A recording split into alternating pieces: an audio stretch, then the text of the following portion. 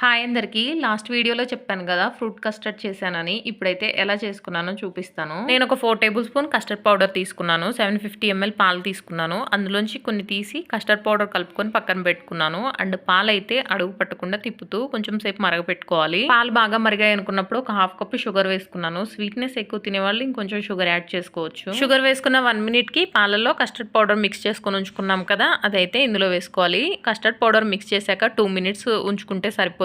నేనైతే చల్లారబెట్టుకున్నాక ఫ్రిడ్జ్ లో పెట్టుకున్నాను. మామూలుగా ఫ్రూట్స్ కట్ చేసి ఫ్రిడ్జ్ లో పెట్టుకుంటే బెటర్ అని చెప్పారు. బట్ బ్లాక్ గా అవుతాయేమోనని నేను డైరెక్ట్ డీప్ ఫ్రిడ్జ్ లో ఈ ఫ్రూట్స్ పెట్టేశాను. నాకు కొన్ని డ్రై ఫ్రూట్స్ కూడా వేసుకుంటే బాగుండు అనిపించింది. అవి కూడా డ్రై రోస్ట్ చేసి పక్కన పెట్టుకున్నాను. ఫ్రూట్స్ కలిపే ముందు ఇలా మిక్సీ జార్ లో వేసుకుని ఒకసారి మిక్స్ చేసుకుంటే బాగుంటుందంట. మా హస్బెండ్ నేను ఫ్రూట్స్ కట్ చేస్తాను కూర్చున్నారు. అంతా ఒకటిదే. నేను ఇది మిక్సీ చేసి వచ్చేలోగా ఎవరో పిలుస్తున్నారని కిందకి వెళ్ళిపోయారు. ఇంకా నేనైతే ఫ్రూట్స్ అన్ని కట్ చేసి కొంచెం కొంచెమే వేసాను. నాకు ఎందుకు ఎక్కువ అవుతాయి అనిపించింది.